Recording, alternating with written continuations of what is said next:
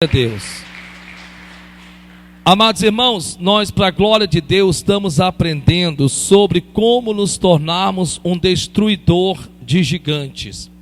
E temos aprendido que não basta termos só a funda, não basta termos as 5 pedras, não basta ter somos a unção, não basta só dizer: contra este filisteu incircunciso eu irei e pelejarei contra ele.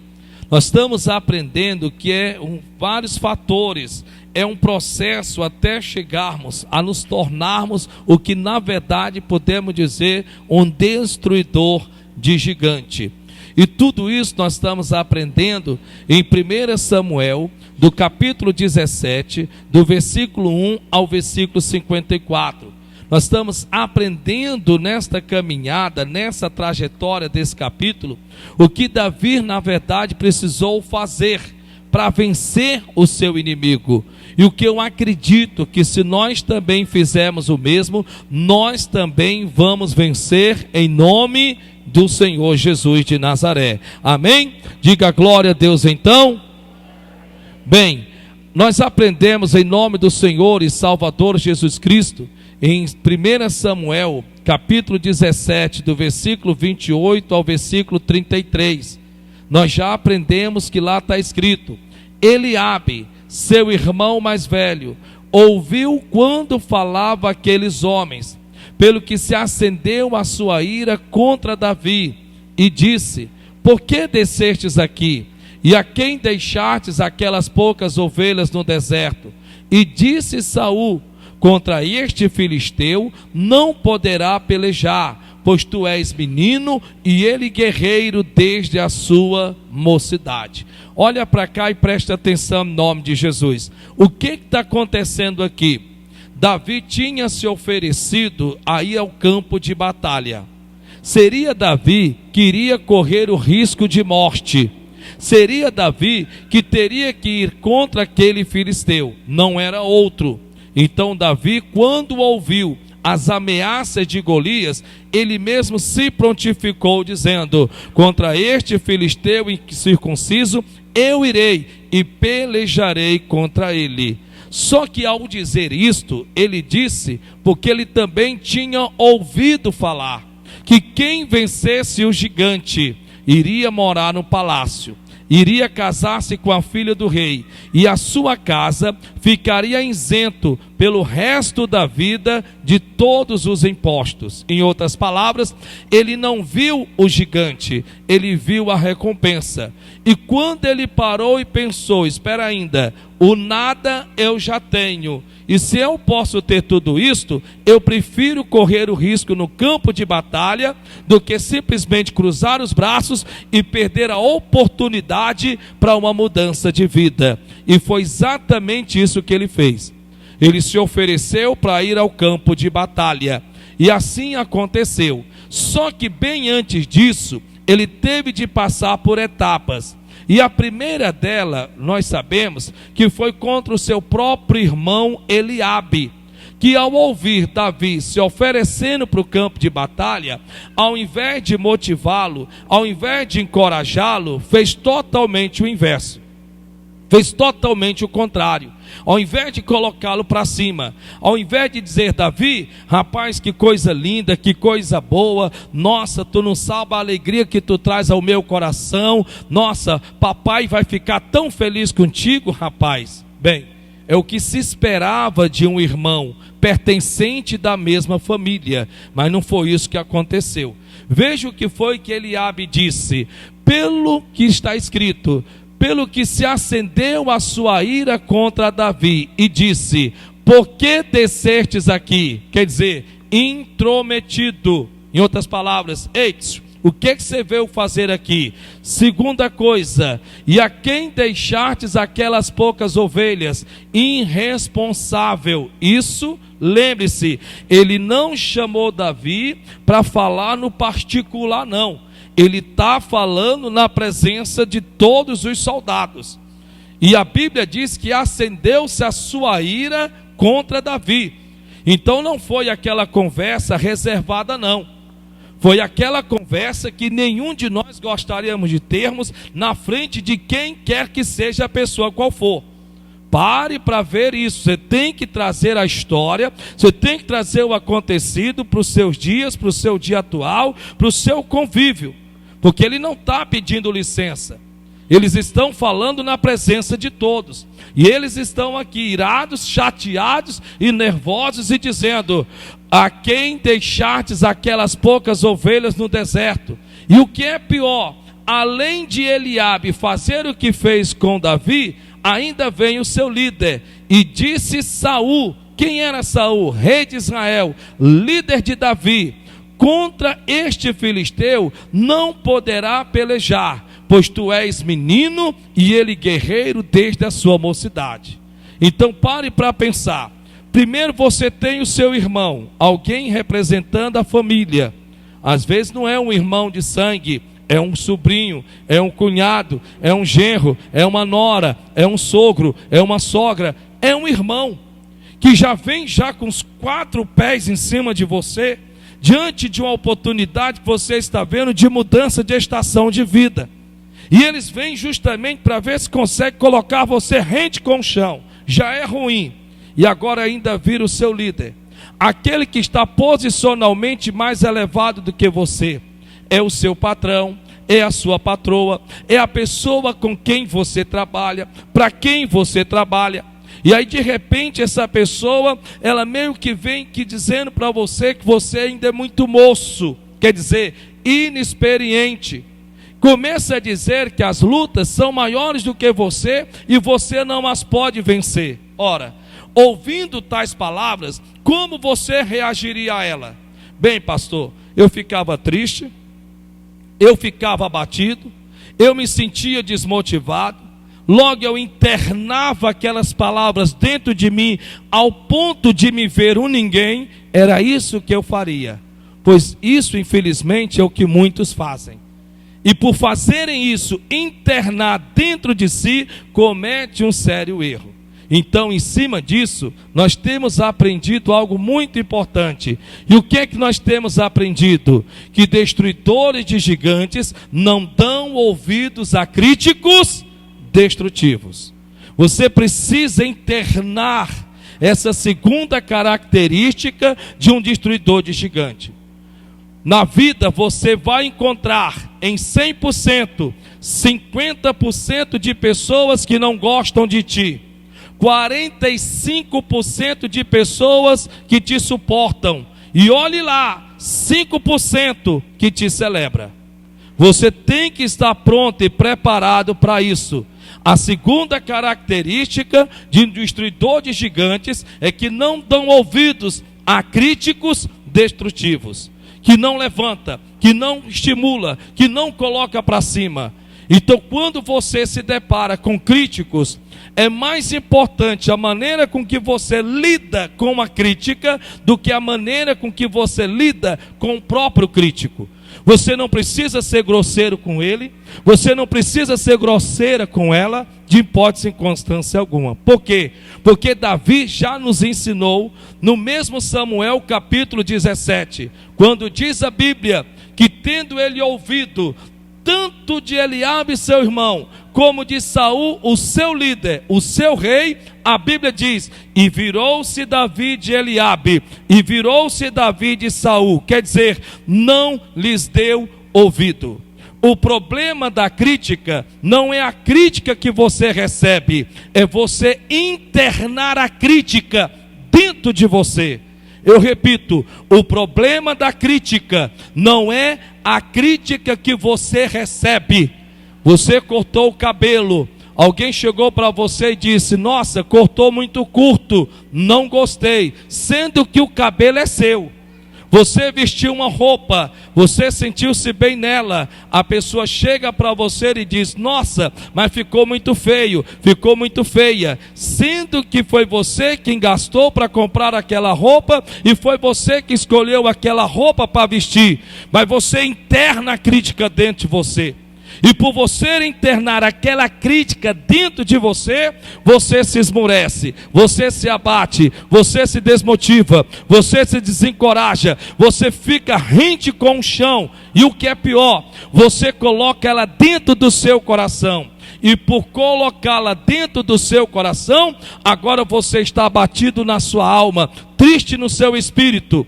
A Bíblia diz que um coração triste desformoseia o rosto, e um coração abatido até os ossos se resseca. O problema não é a crítica que se recebe, o problema é você internar para dentro de você a crítica. Se Davi tivesse se deixado levar pela crítica de Eliabe, se Davi tivesse se deixado pela crítica de Saul, ele nunca teria entrado na história como um destruidor de gigante. Se você continuar internando essa crítica dentro de você, você nunca vai chegar a lugar nenhum na vida. Você pode ter o dom, você pode ter potencial, você pode ter a capacidade, você pode ter tudo para vencer na vida, mas se você for esse tipo de pessoa em que quando se é criticado se machuca, quando se é criticado se dói, quando se é criticado se interna dentro de si, você vai acabar matando o seu próprio potencial, a capacidade que Deus colocou dentro de você para vencer os obstáculos. Esta lição é muito importante. Se eu perguntar aqui, se você tem alguém na sua casa, alguém com quem você trabalha, ou na sua parentela, em que você diria: ah, pastor, eu tenho um Eliabe na minha família, eu tenho um Saul com quem eu já trabalhei, e talvez até para quem eu trabalhe hoje. Tudo bem, a questão não é você ter, a questão é como você está lidando com isso. Porque a Bíblia diz em que destruidores de gigantes não dão ouvidos a críticos destrutivos. Dá para você ler, por gentileza? 1, 2, 3 e já. Dá para ser melhor. 1, 2, 3 e já.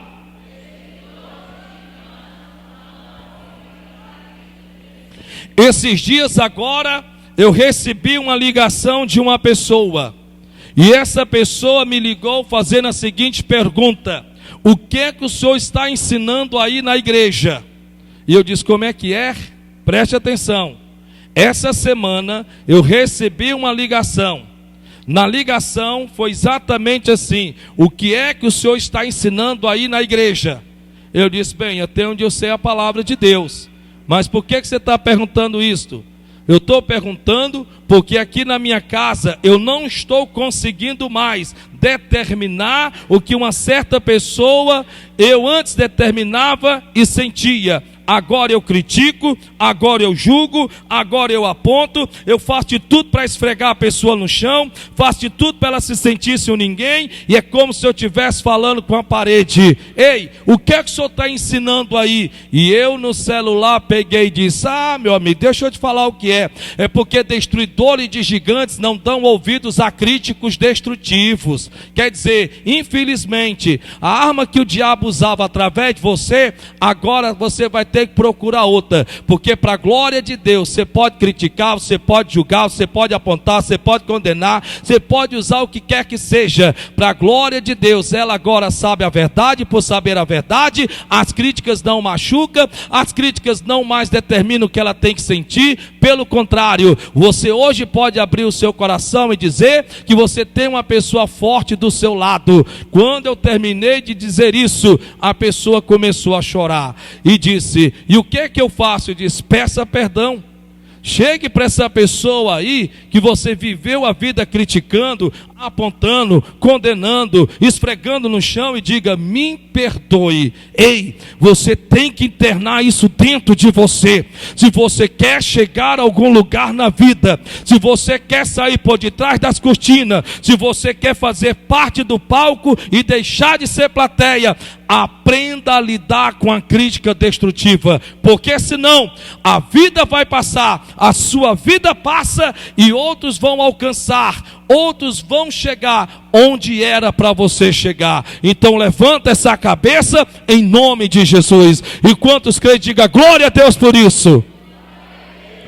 Olha o que é que a Bíblia diz em Neemias, capítulo 4, do versículo 1 ao versículo 2. A Bíblia está dizendo aqui: e sucedeu que, ouvindo Sabalate, que edificávamos o muro, ardeu em ira, e se indignou muito, e escarneceu dos edificadores, e falou na presença de seus irmãos: que fazem estes fracos judeus? Permitir-se-lhe-á isto? Sacrificarão? Acabá-lo-ão num só dia? Vivificarão dos montões do pó as pedras que foram quebradas? Olhe para cá, por favor. O que está acontecendo aqui, meu pastor? Está acontecendo o seguinte: Neemias é um copeiro. Ele estava no castelo muito bem, obrigado, até que recebeu uma visita. E nessa visita que ele recebeu, disseram que os muros de Jerusalém estavam fendidos de alto a baixo. Disseram que as portas tinham sido queimadas a fogo. Disseram que o povo estava em opróbrio. E disseram que os túmulos de seus pais estavam em pedaços. Quando Neemias ouviu isto, a Bíblia diz que Neemias chorou e jejuou e orou por mais de 6 meses. Preste atenção nessa característica que Deus vai lhe ensinar agora. Neemias, durante 6 meses, do mês de Quisleu até o mês de Nissan, são 6 meses. Durante esse período, ele orou, ele jejuou, por conta de que, se ofertando a Deus, para Deus lhe dar graça diante dos olhos do rei Artaxerxes, para reedificar os muros e colocar as portas nos portais e restaurar o túmulo de seus pais. Até que chegou o dia, e aí a Bíblia diz que ele está diante do rei. A Bíblia diz que Deus lhe dá graça diante do rei Artaxerxes, do qual o rei lhe dá uma carta, um decreto dizendo que onde quer que Neemias chegasse, as portas se abrissem e lhe fosse lhe dado tudo o que ele precisasse para reedificar muro, colocar a porta no portal e restaurar o túmulo de seus pais. E assim aconteceu. Agora, de repente, a Bíblia Sagrada diz que este camarada chamado Sabalate ouviu que eles edificavam o muro. Ele não ia mexer na argamassa, ele não ia pegar na colher de pedreiro, ele não ia encher as mãos de calo mexendo na enxada, ele não ia tirar os entulhos de sobre os alicerces, ele não ia fazer nada. Mas só em ele ter ouvido falar que alguém estava querendo fazer alguma coisa, a Bíblia diz que ele se acendeu-se em ira. Tem pessoas que elas não mexem uma palha, tem pessoas que elas não fazem absolutamente nada, mas quando você diz assim: sabe uma coisa, eu vou fazer algo acontecer, vou dar a volta por cima, vou mexer esse armário para cá, aquele sofá para lá, aquele guarda-roupa para acolá. Na hora que você toma uma decisão de mexer áreas da sua vida que antes você se encontrava acomodado, não se preocupe, vai ter pessoas que vão querer colocar o dedo. Vai ter pessoas que vão querer invadir, vai ter pessoas que vão querer fazer de tudo para determinar um sentimento dentro de você. Eles não precisarão ter pego no cabo da enxada, eles não precisarão ter pego o peso do guarda-roupa para colocar em outro lugar. É um exemplo que eu estou dando. Pessoas assim, você precisa ter um enorme cuidado, porque são pessoas tóxicas, são pessoas que querem intoxicar a sua fé, o seu ânimo, a sua vontade de vencer na vida.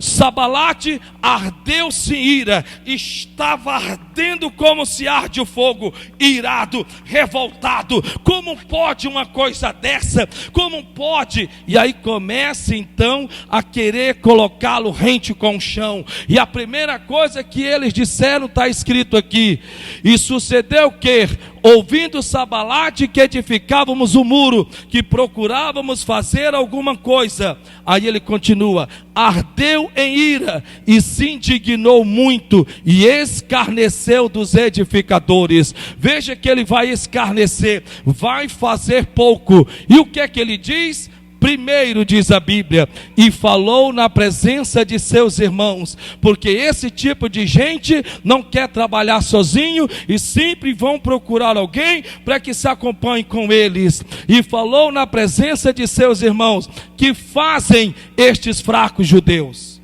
Agora eles vão colocá-lo rente com o chão.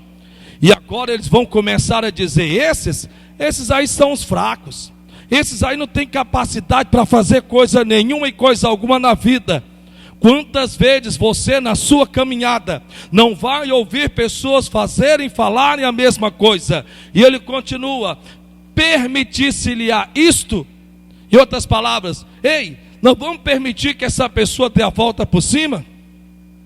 Nós vamos permitir que esta pessoa realmente alcance e faça acontecer os seus sonhos, os seus projetos? Isso não é possível. Permitir-se-lhe-ão isto? Sacrificarão, quer dizer, pagarão o preço? Meu Deus, escute em nome de Jesus. É você quem sai todos os dias para trabalhar. É você que sai de porta em porta batendo para oferecer o seu material de trabalho. É você que aguenta os abusos. É você que às vezes chega em casa à flor da pele, com a cabeça a ponto de estourar. É você que às vezes se depara com os nãos quando você sai para vender. É você que passa por vários tipos de etapas, das quais muitas vezes quem era para estar triste e abatido seria você. Mas é impressionante que todo este preço quem paga é você. É você que se põe de joelho, é você quem ora pela pessoa, é você que sai de casa e vem para a igreja para interceder pelo casamento, pelo filho, pelo marido, pelo pai, pela mãe, pelo irmão, pelo tio, pelo cunhado, pelo genro. É você quem paga o preço. E aqueles que não fazem nada, eles simplesmente olham para você e lhe desconsideram capazes de pagarem um preço para alcançar os seus objetivos. Sacrificarão? É você quem vai ter que sair de casa para ir para a faculdade. É você quem vai ter que sair de casa para voltar à sala de aula. É você quem vai ter que voltar lá naquela sala do cursinho.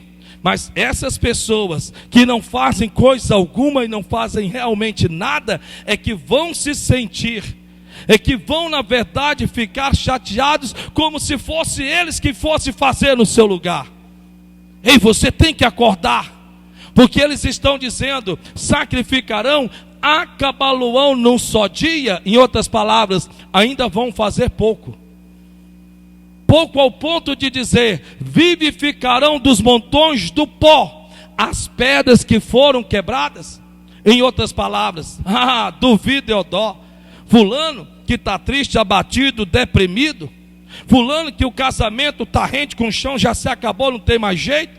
Fulano que não tem mais a mínima condição de largar a cachaça, o cigarro, de abandonar aquela mesa de sinuca. Eu duvido que essa criatura consiga remover dos pó, ressurgir do nada, ser uma fênix na vida.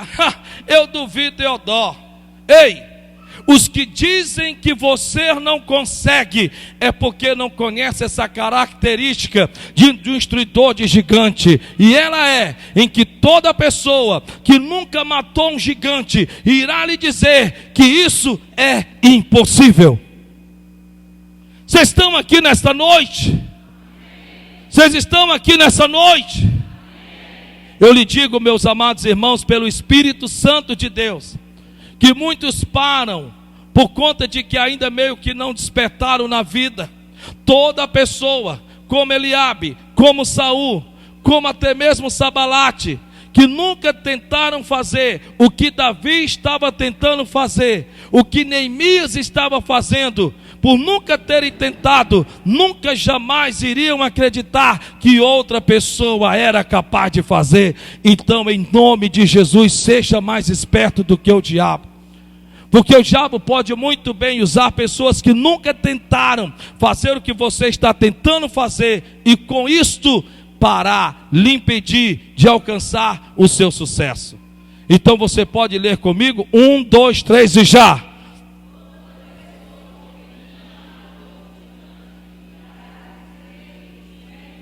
Não, está fraco, dá para ser melhor. Vamos lá.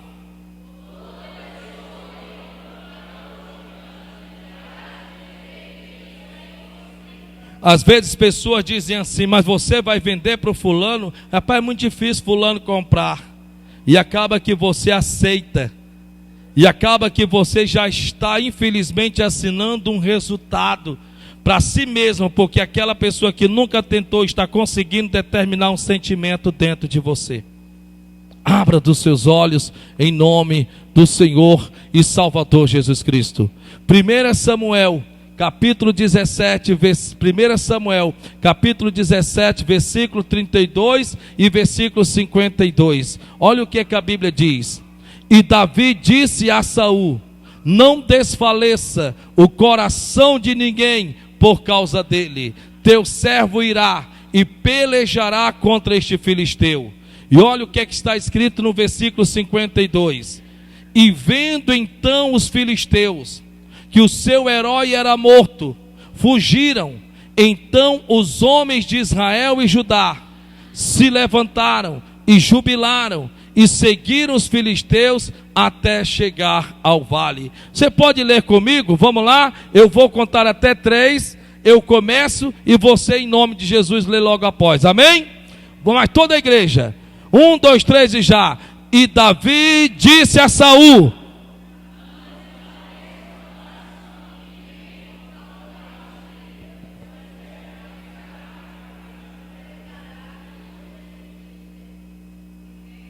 e vendo então os filisteus que o seu herói era morto, fugiram.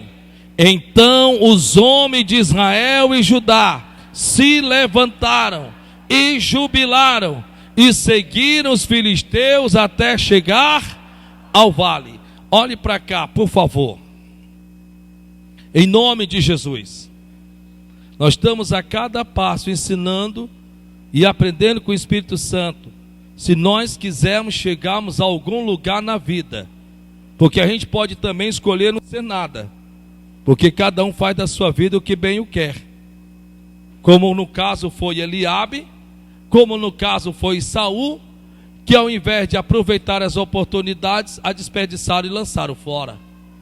Mas olha o que é que vai acontecer. Na hora que Saul olha para Davi e diz: Davi, tu não tem a mínima condição, tu não pode vencer esse gigante, tu é despreparado, tu é um menino, tu é um garoto, rapaz. Davi podia ter olhado para Saul e ter dito: é mesmo, né, meu senhor, o senhor realmente tem razão. Mas não foi isso que Davi fez. Davi suscitou forças de onde não tinha. E Davi agora vai olhar para Saul e vai dizer: não desfaleça o coração de ninguém por causa dele. Que isso, Saul? Que negócio é esse, rapaz? Que cabeça baixa é essa, rapaz? Um homem chegando para o seu rei e dizendo: ô rei, que desânimo é esse? Está abatido por quê? Está desfalecido por quê? Não, não é por aí não. Não desfaleça o coração de ninguém por causa dele. Sabe por quê? Porque o teu servo irá e pelejará contra este filisteu. O que é mais interessante é que agora ele vai para o campo de batalha. E quando lá chega, ele joga e lança pedra, derruba o gigante, corta a cabeça do gigante. E assim que ele faz isso, a Bíblia diz que os soldados que estavam há 40 dias e 40 noites por detrás das fileiras de guerra, se tremendo de medo mais que vara verde, quando vem o herói dos filisteus caindo por terra, se levantam. E ao se levantarem, começam a perseguir os seus adversários. Que característica é essa, meu Deus, que eu preciso ter em mim para me tornar um destruidor de gigante? Você pode ler, por gentileza? 1, 2, 3 e já. Pergunta para o teu irmão que está do teu lado: que tipo de influência você é dentro de casa? Que tipo de influência você é com quem você trabalha e para quem você trabalha? Olha para cá, presta atenção que a tua batata vai assar. Você é de que tipo de influenciador? Que tipo de cristão você realmente é dentro da sua casa? Murmurador? Daqueles que vivem a vida perdendo tempo murmurando? Daqueles em que, na verdade, diz que tem muita fé em Deus, mas na hora do peca para capar, fica tremendo mais do que vara verde? Que tipo de influência você é? O próprio Deus, ele diz de forma bastante clara, em que nós havemos de que pela fé crermos, e não andarmos pelo que vê, mas sim pelo que nós cremos. A Bíblia Sagrada diz, está escrito na palavra do Senhor nosso Deus, em que até as nossas palavras têm que ser temperadas com sal. Elas não podem ser insossas, sem gosto, sem sabor. Você começa o mês dizendo: esse mês não tem como pagar a luz, esse mês não tem como pagar o aluguel dessa casa, desse jeito, pelo que eu estou vendo, meu Deus do céu, eu acho que eu vou adoecer. Você já começa amaldiçoando o mês que ainda nem começou. Quando não, você abre a sua boca contra si mesmo dizendo: eu tenho certeza que eu não consigo, eu tenho certeza que eu não posso, desse jeito eu estou vendo a hora eu adoecer, dessa forma eu estou vendo a hora até um troço cair e morrer. Como é que uma pessoa abre a boca para falar mal de si mesmo? Como é que uma pessoa que quer se tornar um vencedor na vida pode se tornar inimigo de si próprio? Que tipo de influência é você? Que tipo de influência é você dentro da sua casa? Que tipo de influência você é com as pessoas para quem você trabalha? Quando você tem um funcionário cabisbaixo, triste, abatido pelos lados, pelos cantos, como é que você reage diante disso? Pastor, eu choro com ele, me abato com ele, me entristeço com ele, me desmotivo com ele, me desencorajo com ele. Pois está errado. Pois me perdoe lhe dizer, está muito errado. Sabe por que está errado? Porque se você não sabe, a Bíblia diz que Davi, para se tornar um destruidor de gigante, ele teve que ser um influenciador. E ele vai olhar para Saul e vai dizer: não desfaleça o coração de ninguém por causa dele. Ele vai olhar de forma específica, e quando ele vence o seu gigante, ele percebe que não venceu o seu gigante só por ele, mas venceu também o seu gigante por conta dos demais que estavam por detrás das fileiras de guerra. Você tem que colocar uma coisa no teu coração em nome de Jesus: quem guerreia uma guerra, quem luta uma guerra, quem combate um combate, não luta só por si, luta por si e também até por aqueles que nem sequer sabem por quem você está lutando. Pessoas por quem você luta, pessoas por quem você guerreia a sua guerra, nem sempre vão te motivar, nem sempre vão te encorajar, nem sempre vão te colocar para cima. Talvez você espere que pessoas por quem você guerreia, pessoas por quem você luta, te coloquem para cima. Por que você está triste desse jeito? Eu estou triste desse jeito porque as pessoas por quem eu luto não me motivam. Pois vai morrer se não guardar o coração. Porque se você for olhar para Jesus Cristo, Jesus não teria motivo algum por ter lutado nem por mim nem por ti. Porque nós fomos os primeiros a colocá-lo naquela cruz. Se ele tivesse olhado para os discípulos, ele não teria feito coisa alguma. Porque na hora do peca para capar, todos os 12, inclusive o 12º que se enforcou, todos os 11 tiraram o time e deixaram ele completamente só. Destruidores de gigantes são na verdade pessoas influenciadoras. Veja que não é só chegar aqui e dizer: Deus vai te dar vitória contra o teu gigante. Eu posso dizer isso, é a coisa mais fácil. E como é fácil? Primeiro que vocês não vão saber de características, vocês só vão ler e não vão conseguir ver o que está lá por dentro. Ei, você vai destruir teu gigante? É mesmo, pastor? Eu vou destruir meu gigante, pastor, vai. Aí você vai lá, cutuca o diabo com vara curta, o diabo depois se revolta, passa por cima de você. Ai meu Deus, por que isso está me acontecendo? Uma das grandes estratégias do diabo, infelizmente, é impedir-nos com que a gente aprenda, porque é o único meio que ele sabe que pode nos vencer, através da falta do conhecimento. Destruidores de gigantes são influenciadores. Dá uma olhada para a cara desse irmão ou dessa irmã e veja se ele é ou ela é um influenciador dentro de casa. Que tipo de influenciador você é como pai? Como pai? Que tipo de influenciador você é como pai? Como pai, como você é um influenciador? Como você influencia os teus filhos? Como mãe, como você é uma influenciadora? Ei, Deus está falando com você? Que tipo de influenciador você é dentro da sua casa? O que os teus filhos te veem fazendo? O que a tua esposa te vê fazendo? O que o teu marido te vê fazendo?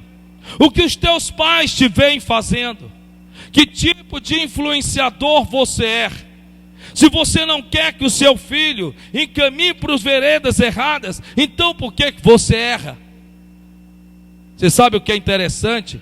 É que a Bíblia Sagrada diz que destruidores de gigantes são influenciadores.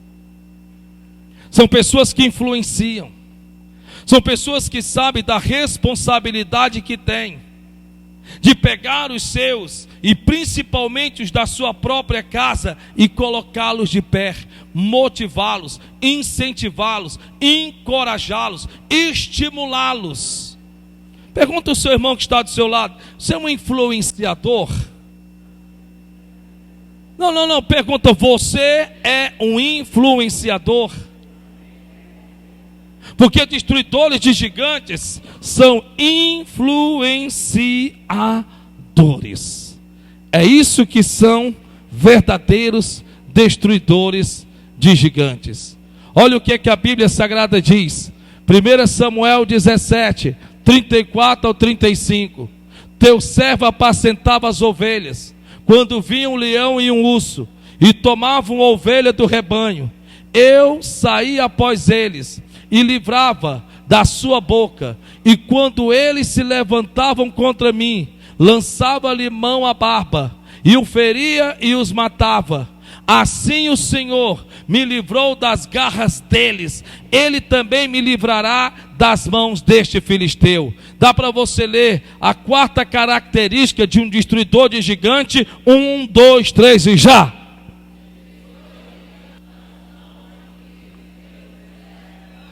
Dá para ser melhor.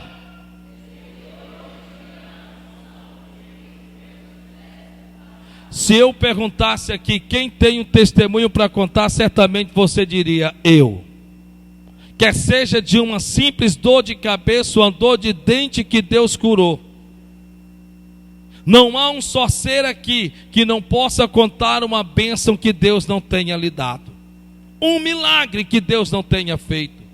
O problema é que na hora do peca para capar na batalha, o que nós fazemos? Nós pegamos os milagres que Deus fez e simplesmente os sepultamos, o enterramos no nosso passado. O salmista Davi dizia: traga-me, ó Senhor, a lembrança, o que me traz esperança.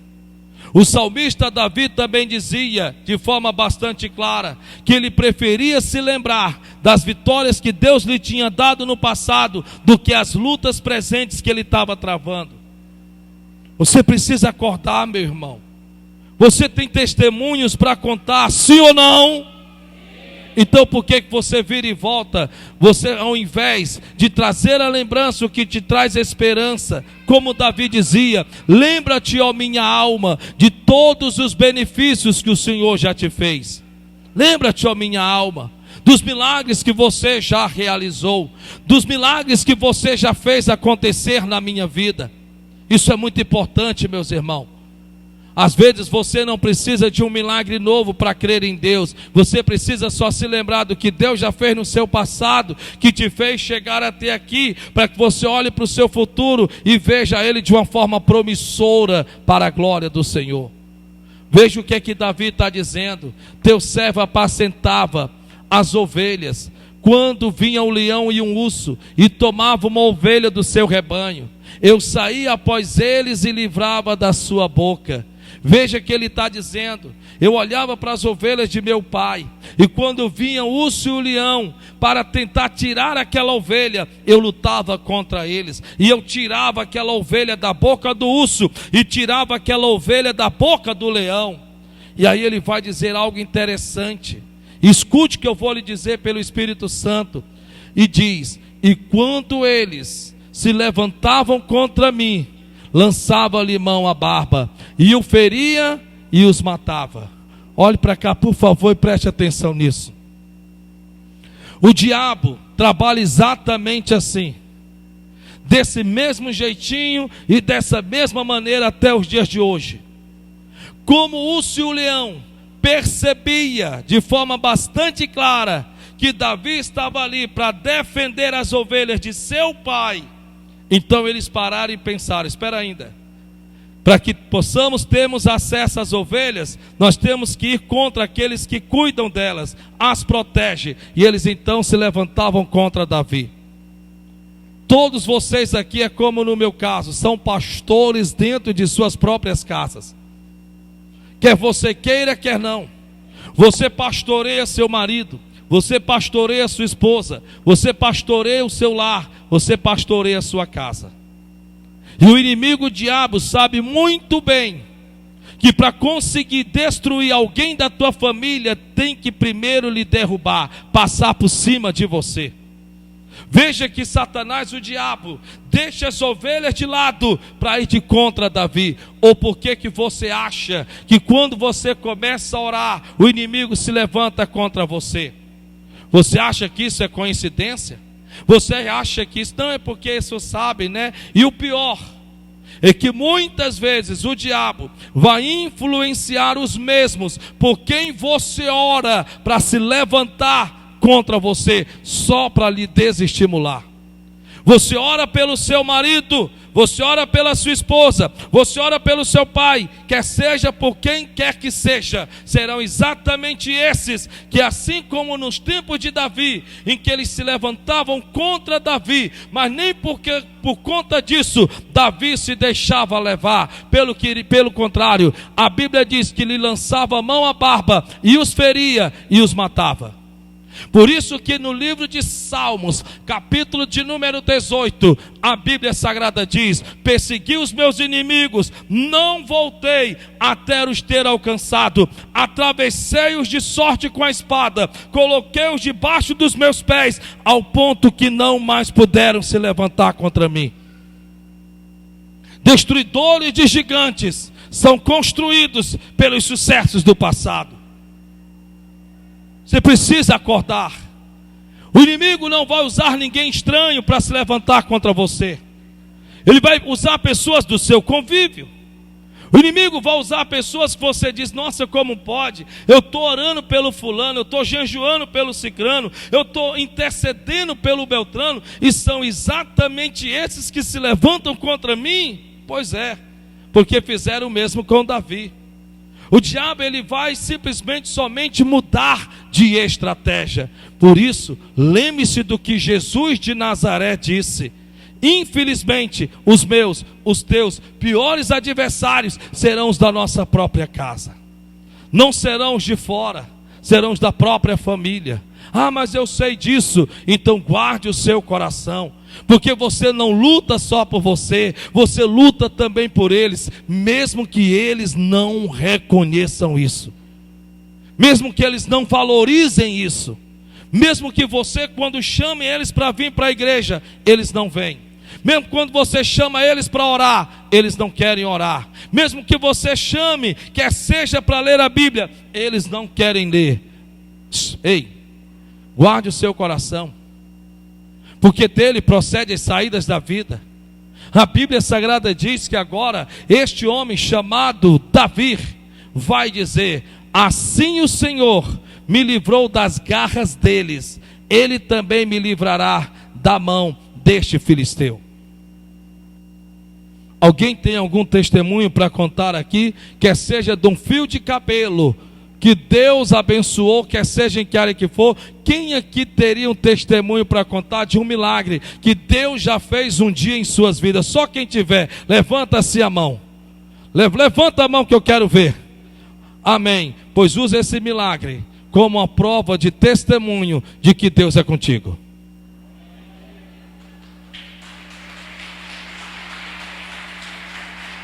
Glória a Deus!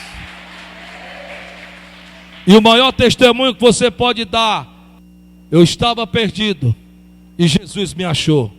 Porque não fomos nós que achamos Jesus, porque Jesus nunca esteve perdido. Quem estava perdido era a gente. Eu não sei se dá para você ler daí, mas eu quero ler com você. Esse camarada que está em cima do muro, porque sempre vão ter aqueles que vão ficar em cima do muro. E ele olha para o outro e diz assim: o que você está fazendo? Está procurando petróleo? Ainda está fazendo pouco. E ele vai responder: não, estou treinando para a prova de quê? De quê? De coveiro.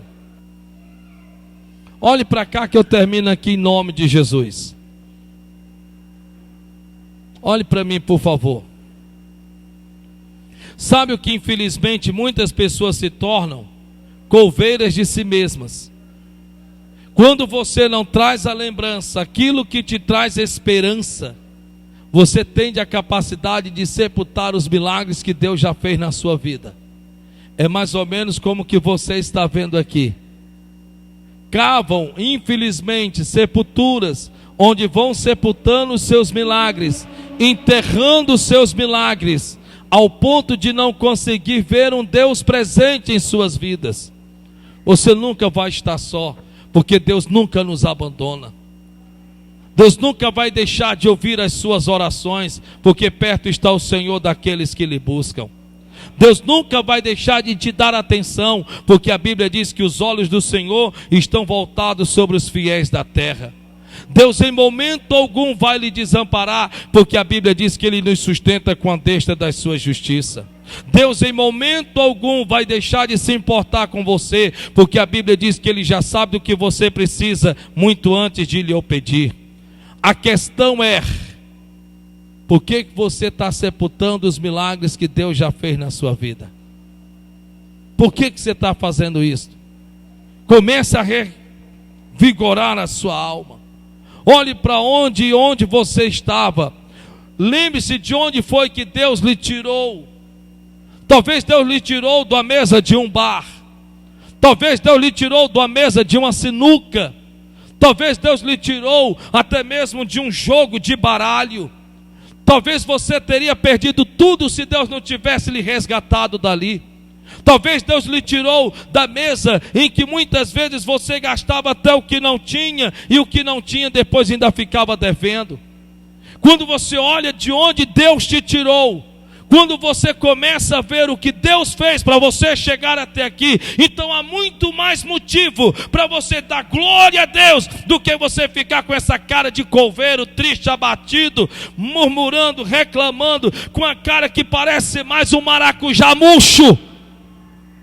Levante essa cabeça, levante em nome de Jesus, porque Deus não te deu espírito de fraqueza, mas sim de fortaleza e poder. É o que a Bíblia diz, não sou eu. É o que Deus fala, não sou eu. Então, ao invés de você sentar na mesa da sua casa para falar de derrota, fale de vitórias. Quando alguém te provocar a falar de coisas que não vão te edificar, coloque-as de lado e comece a dizer: nossa, eu me lembro que um dia eu estava assim, Deus fez assim. Eu me lembro que eu estava daquele jeito, Deus fez o inverso. Eu me lembro que eu estava caído, Deus me colocou de pé. Eu me lembro que eu estava rente com o chão, Deus me levantou. Eu me lembro que eu estava fraco, Deus me me fortaleceu, porque esse é o Deus que nós servimos, irmão. Aleluia! Diga glória a Deus! Diga glória a Deus! Mas só que eu tenho uma solução para você. Eu tenho uma solução para cada ovelha. A Bíblia Sagrada diz no livro de Isaías que o pastor ele tem que sim que encontrar a solução. Ah, meu irmão, eu tenho uma solução para você sim, em nome do Senhor e Salvador Jesus Cristo. O bom é que eu dou o remédio. A partir de hoje, em nome de Jesus, tome minha filha para você. Então, para você enterrar, se eu ficou pronto, já ficou. Enterre os teus milagres. Se sepulte, se enterre. Pode levar isso. Quer o carro de mão também? Para se enterrar junto ou quer me devolver? Aí não quer ser coveira de si mesmo, não? Quer ser coveira de si mesmo? Quem quer enterrar seus próprios milagres aqui? Quer enterrar os próprios milagres? Quer se sepultar? Quer pegar teus milagres e se enterrar? Isso aqui é sério, irmão. Isso aqui é sério. Porque tem pessoas, irmão Jorge, que estão cavando seus próprios milagres. Isso daqui não é brincadeira, não. Isso aqui é muito sério. Porque às vezes vem um filho do diabo e começa a encher a sua cabeça de que não vai dar certo, você não vai conseguir. Aí você é mesmo, né? Não vou conseguir. Lembra-te, ó minha alma, de todos os benefícios que o Senhor já te fez. Mas se você precisar de uma pá para cavar os teus milagres e sepultar e enterrar, eu te entrego essa pá. Ah, se você quiser ter um carrinho de mão também. Quem quer? Quem quer? Alguém quer sepultar os seus milagres? Alguém quer ser um coveiro dos seus próprios milagres? Alguém aqui diga eu. Amém?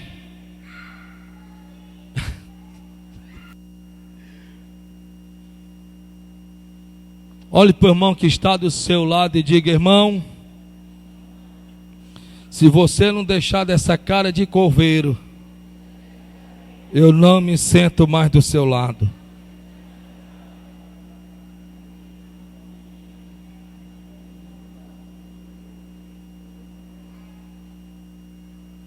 Eu sei que está difícil, porque se fosse fácil, qualquer um faria o que Deus tem para fazer através da sua vida. Mas em nome de Jesus, jogue esta pá para longe de você. A irmãzinha entendeu, irmã? Amém? Mas se alguém quiser, você quer, irmã Socorro? Quer essa pá? Olha que coisa linda, olha, de graça. Já pensou? O esposo chega em casa, está lá você. Está fazendo o que, amor? Eu estou enterrando os milagres que Deus já fez na minha vida. Levanta a cabeça, meu irmão. Levanta a cabeça, porque o Senhor é contigo, e a tua força e a tua fortaleza. Ele te sustenta com a deixa da sua justiça, te fez para ser templo e morada do Espírito Santo. Concedeu-te dom e graça, poder e autoridade para pisar em serpente e escorpião e dar a volta por cima, e deixa de ficar com esse pensamento de derrota. Amém?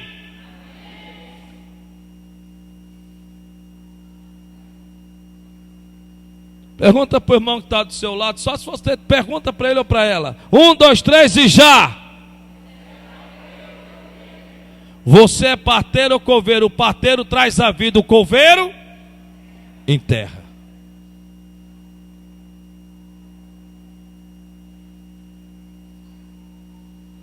Tem parteiros aqui? Tem coveiros aqui?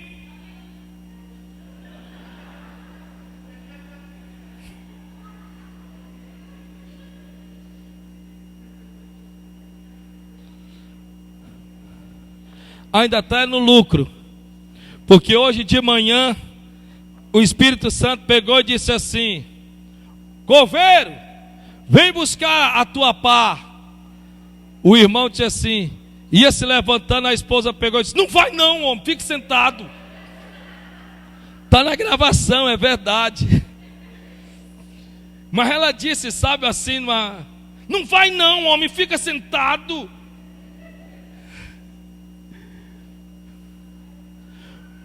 vos posso parecer pesado, mas é melhor ser um pastor que vos parece pesado, mas que se importa com você, do que ser um simples pastor que vem cumprir uma tarefa de pregar e você simplesmente chegar lá fora e não lutar para vencer na vida.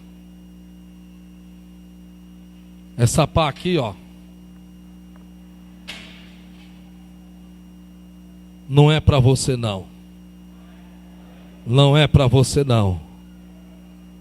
Em nome, aplaudo o Senhor. Que Deus te abençoe.